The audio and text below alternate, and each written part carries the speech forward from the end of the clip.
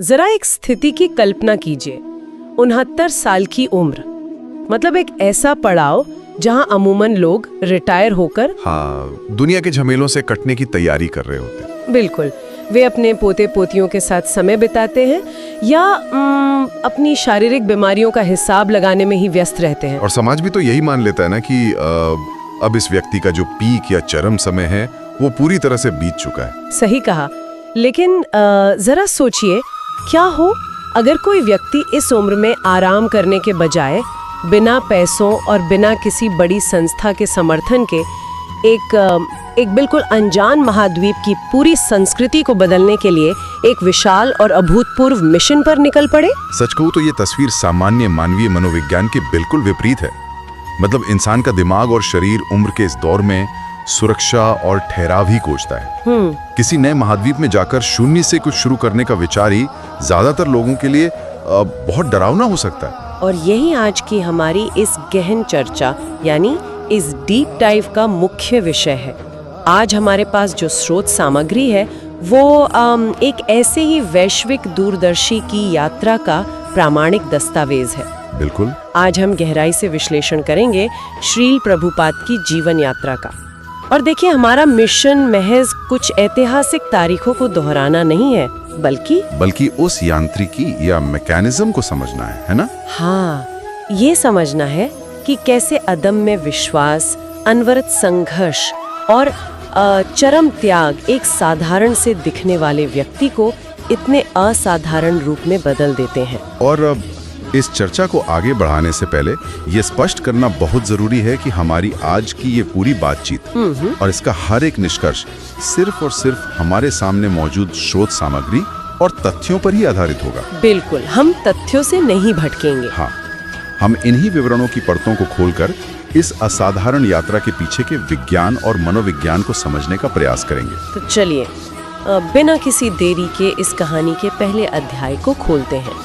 स्रोत के अनुसार ये बात है साल 1965 की। 1965, ठीक है। अभय चरण, जो उस समय 69 वर्ष के थे और जो पहले से ही एक सन्यासी और गौड़ीय वैष्णव थे, उन्होंने पश्चिम की ओर जाने का एक बहुत ही दृढ़ संकल्प लिया। और यहाँ स्रोत एक बहुत ही गहरी बात स्पष्ट करता है। वे अपने घर परिवार की मोह माया से तंग आकर या किसी पारिवारिक नाराजगी के कारण घर से नहीं निकले थे। देखिए, यहाँ स्रोत में गौड़ीय वैष्णव शब्द का प्रयोग महज एक उपाधि नहीं है। अच्छा। हाँ, बल्कि ये उस पूरे मनोविज्ञान को समझने की चाबी है जिससे वे संचालित हो रहे थे। वो कैसे? ये समझना जरूरी है कि गौड़ीय वैष्णव परंपरा में भक्ति और समर्पण का स्तर बहुत गहरा होता है। इस परंपरा में गुरु की आज्ञा केवल एक सलाह नहीं होती, वो एक तरह का आदेश बन जाती है। आदेश से भी बढ़कर वो शिष्य के जीवन का अंतिम सत्य और एकमात्र संविधान बन जाती है। जब इंसान इस स्तर के समर्पण में होता है ना, तो वो व्यक्तिगत इच्छाओं या सांसारिक हताशा से फैसले नहीं लेता। ये बहुत ही दिलचस्प नजरिया है, क्योंकि अक्सर हम संन्यास को एक एग्जिट स्ट्रैटेजी या दुनिया से भागने का आसान रास्ता मान लेते हैं। हाँ बिल्कुल, लोग ऐसा ही सोचते हैं। जैसे कि इंसान अपनी परिस्थितियों से, अपनी जिम्मेदारियों से हार गया हो और उसने जीवन के मैदान से ही वॉकआउट कर लिया हो। सही बात है। लेकिन स्रोत को पढ़ने के बाद अगर मैं इसे एक एनालॉजी या उदाहरण से समझाऊं, तो ये किसी सैनिक को एक नया डिप्लॉयमेंट या मिशन मिलने जैसा है। ये काफी सटीक तुलना है ना? वो सैनिक युद्ध का मैदान छोड़कर भाग नहीं रहा है, बल्कि वो तो दुनिया के सबसे मुश्किल मोर्चे पर तैनात होने जा रहा है।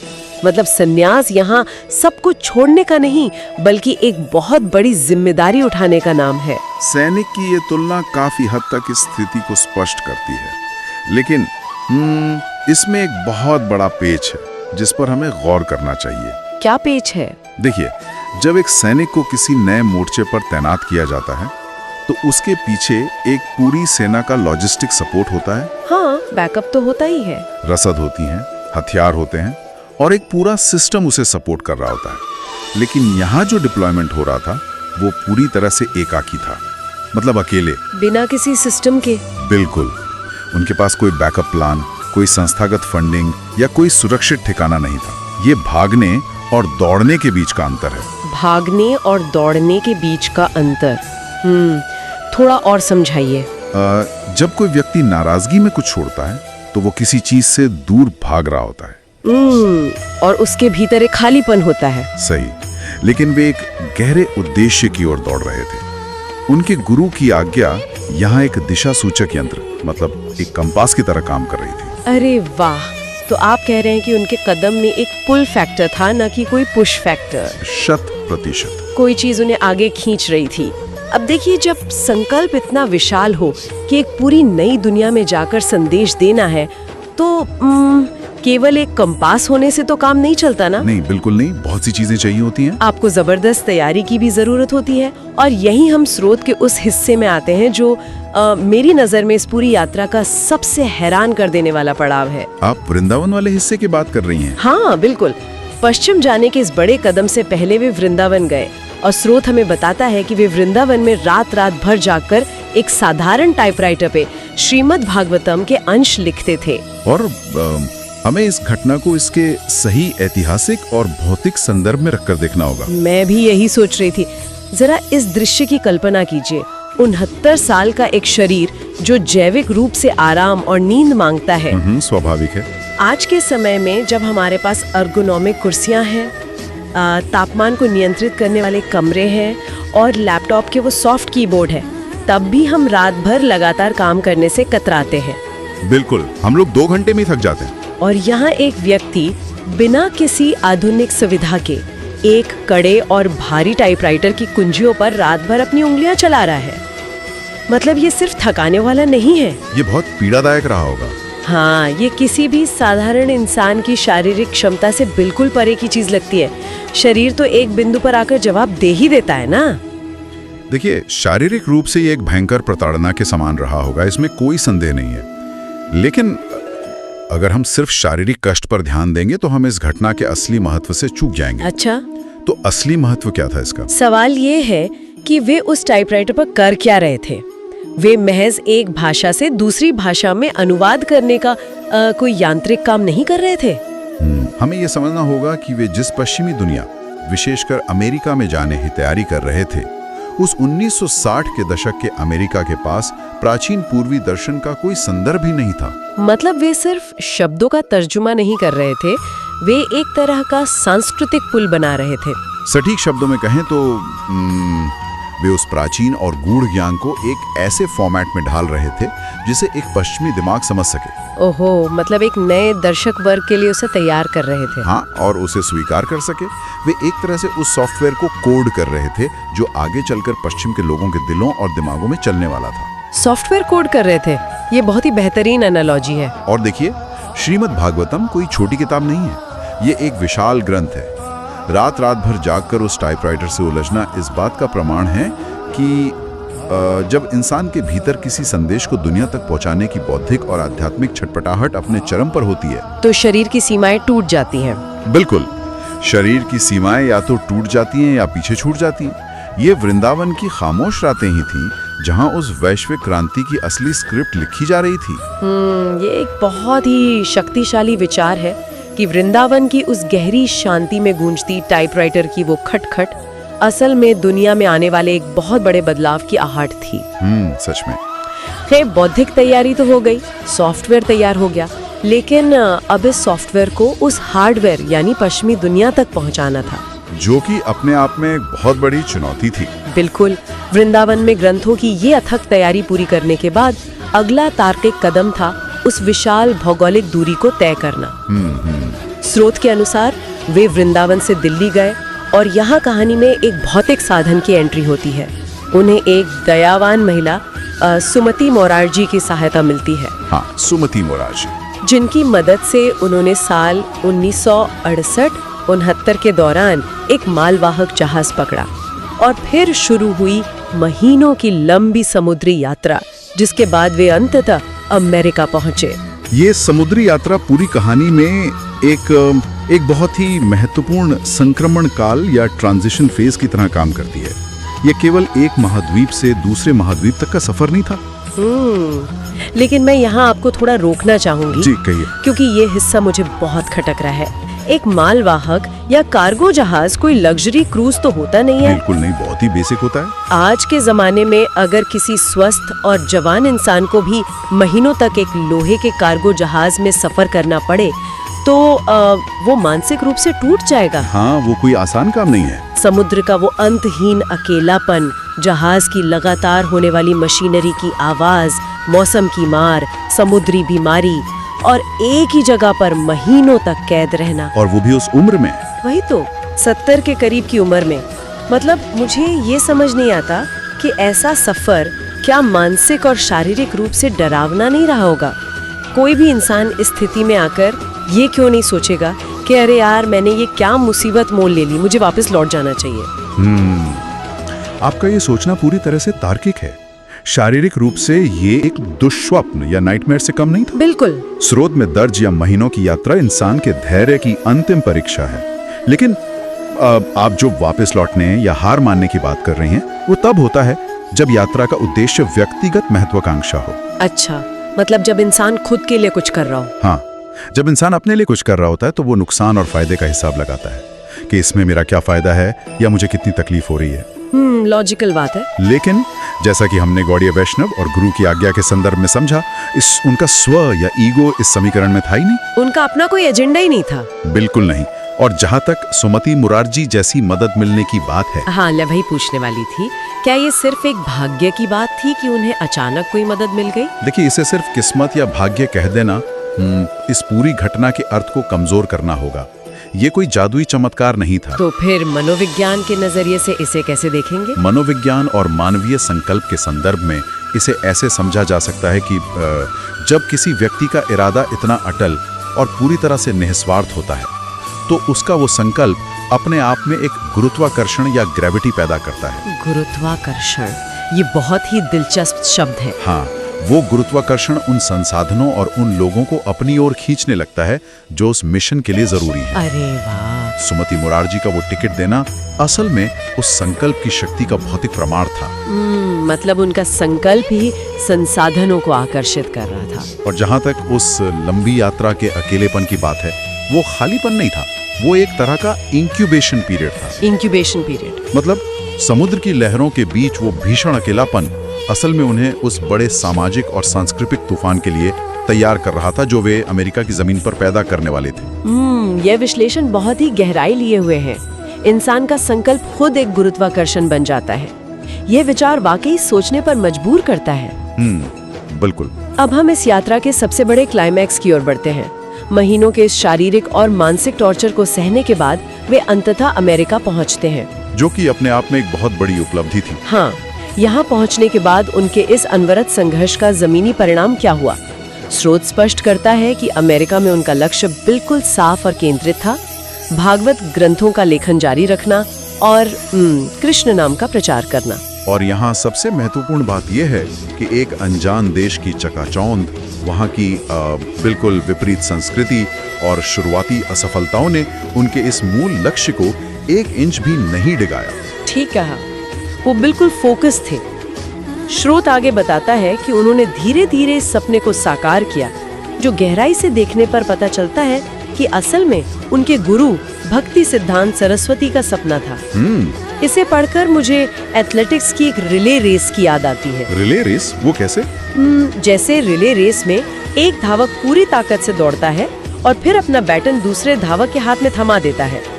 यहाँ ऐसा लगता है जैसे एक पूरी पीढ़ी ने दूसरी पीढ़ी को वो आध्यात्मिक बैटन पास किया हो। बहुत ही उम्दा उदाहरण है यहाँ। गुरु का जो सपना था कि ये ज्ञान पश्चिमी दुनिया तक पहुँचे, वो शिष्य के जीवन का एकमात्र लक्ष्य और सांसें बन गया। और उस शिष्य ने उस बैटन को लेकर वो दौड़ पूरी की जो शायद एक जीवन काल में मुमकिन ही नहीं थी। रिले रेस का ये रूपक यहाँ बहुत ही गहराई से लागू होता है। लेकिन इस आध्यात्मिक रिले रेस में एक और बारीक चीज घटित होती है जो इसे खेल के मैदान से अलग बनाती है। अच्छा, वो क्या?